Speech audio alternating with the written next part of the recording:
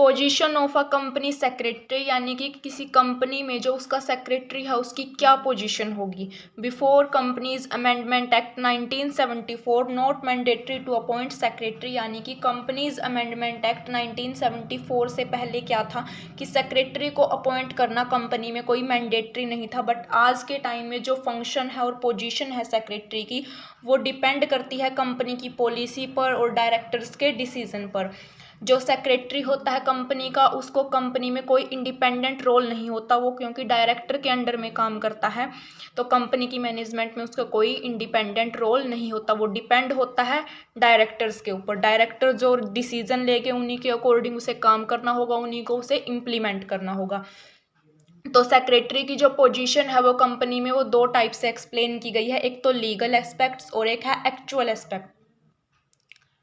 तो legal aspects के according legal position of secretary, secretary की लीगल पोजीशन क्या होगी कंपनी में। फर्स्ट है in capacity of a servant, कि क्या जो सेक्रेटरी है वो कंपनी में एज अ सर्वेंट काम करता है। सेक्रेटरी है जो वो एक ट्रस्टेड सर्वेंट है डायरेक्टर्स का, यानी कि सेक्रेटरी है जो सर्वेंट है डायरेक्टर का, क्योंकि वो डायरेक्टर्स के अंडर में काम करता है और डायरेक्टर्स हैं जो वो उसके ऊपर ट्रस्ट करते हैं। सेक्रेटरी को अगर हम वर्ड को देखें तो यहाँ पर सीक्रेट वर्ड आता है, सीक्रेट, SECRET, सीक्रेट वर्ड। तो वो ट्रस्टेड पर्सन है, क्योंकि अगर कोई पर्सन है जो सेक्रेटरी को अपॉइंट करता है तो उसे अपनी सीक्रेट बातों को भी बता देता है, ताकि वो उसी के अकॉर्डिंग उसका डिसीजन ले सके उस पर्सन से रिलेटेड। तो कंपनी में भी जो सेक्रेटरी होते हैं वो एक ट्रस्टेड पर्सन होते हैं, trusted servant. He implement the plan made by the directors, तो उनका काम क्या होता है, प्लान को इम्प्लीमेंट करना जो डायरेक्टर्स ने बनाए हैं। किसकी फॉर्म में, एक रिलायबल, ट्रस्टेड और रिस्पॉन्सिबल एम्प्लॉय की फॉर्म में। His position is that he is to do what he is told, तो उसकी पोजीशन यही है कि वो वही काम करेगा जो उसे करने के लिए बोला गया है। सेकेंड पॉइंट है in the capacity of an officer, secretary has also been accepted as a companies officer, तो सेक्रेटरी को हम कंपनी का ऑफिसर भी एक्सेप्ट कर सकते हैं as an officer of the company in case the secretary make a default in complying with the provision of the companies act. As an officer यानी कि एज अ ऑफिसर अगर कोई secretary है company में, वो कोई भी डिफॉल्ट कर दे तो वो उसी फॉर्म में लाइबल होगा जैसे कि डायरेक्टर्स लाइबल हैं, तो वो पनिशेबल भी होगा by law. In the capacity of an agent, just as an agent is responsible to his principal, जो एजेंट होते हैं वो प्रिंसिपल के अंडर में काम करते हैं, तो प्रिंसिपल के लिए रिस्पॉन्सिबल होते हैं अपने एक्शंस के लिए। तो सेक्रेटरी है अगर वो एज अ एजेंट है तो वो भी रिस्पॉन्सिबल होगा कंपनी के लिए, जितने भी उसने एक्शन किए हैं कंपनी में, या फिर जो उसको अथॉरिटी दी है, और जिन पर्सन ने उसको अथॉरिटी दी है वो उन पर्सन के लिए भी लाइबल होगा। बट यहाँ पर कंडीशन क्या है कि ये तभी लाइबल होगा वो अगर उसको कंपनी में कोई अथॉरिटी दी गई है। In this respect it is important to note that a secretary must be given express right, उसे एक्सप्रेस राइट दिए गए हों डायरेक्टर्स के द्वारा कंपनी के बिहाफ में कोई एक्ट करने के लिए, तभी वो लाइबल होगा। सेकेंड मेन पॉइंट है actual position of a secretary, secretary की एक्चुअल पोजीशन क्या है कंपनी में। फर्स्ट है mouth piece of director, secretary है जो as a mouth piece of director काम करता है, डायरेक्टर ने जो बोला वही उसको इम्प्लीमेंट करना होता है। A secretary always function according to the instruction of the directors and convey whatever the directors want to convey to other, secretary है वो वही फंक्शन करता है जो डायरेक्टर उसको करने के लिए बोलते हैं डायरेक्टर के इंस्ट्रक्शन के अकॉर्डिंग, और वही दूसरे लोगों को कन्वे करता है जो डायरेक्टर उसको कन्वे करने को बोलते हैं। तो सेक्रेटरी क्या हुआ यहाँ पे, एज अ मीडियम भी वर्क कर रहा है।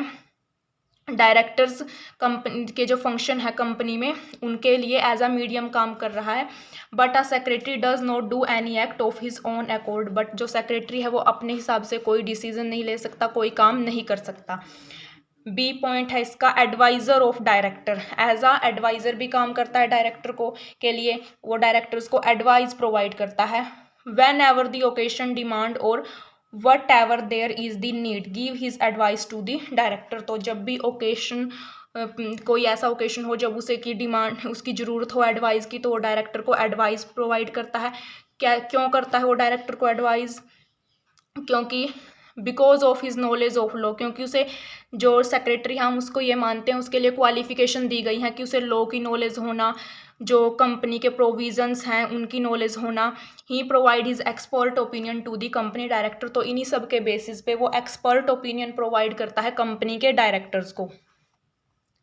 Eyes ears and hands of the company, directors को हम कंपनी का ब्रेन मानते हैं। While the directors are the brain of the company, director अगर कंपनी का ब्रेन है तो सेक्रेटरी क्या है, आईज ईयर एंड हैंड्स। इसका मीन्स क्या है, ब्रेन का मीन्स क्या है, जहाँ पर आइडिया आता है कोई, तो डायरेक्टर हैं जो वो उनके माइंड में आइडिया आता है, वो as the brain of the company the director make the company policy, वो कोई आइडिया जनरेट करते हैं, पॉलिसी बनाते हैं कंपनी से रिलेटेड, तो उनकी इसलिए उनको डायरेक्टर्स को ब्रेन बोल दिया। बट उनको इम्प्लीमेंट कौन करता है, पॉलिसीज को सेक्रेटरी बोल करता है उनको इम्प्लीमेंट, तो वो हार्ड वर्क करता है। तो यहाँ पे इसलिए सेक्रेटरी को आईज ईयर एंड हैंड बोला गया है।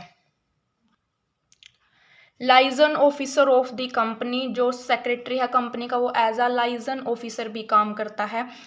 As are representative of the board of director, it is the secretary of a company who convey the decisions of the board to outsiders, यानी कि as a representative of board of director का representative होने की वजह से वो जो secretary है वो कन्वे करता है कंपनी के जो डिसीजन है या बोर्ड के जो डिसीजन है उनको आउटसाइडर पर्सन को। तो ये लाइजन ऑफिसर यानी कि एक रिलेशनशिप ऑफिसर का भी काम करता है कंपनी में।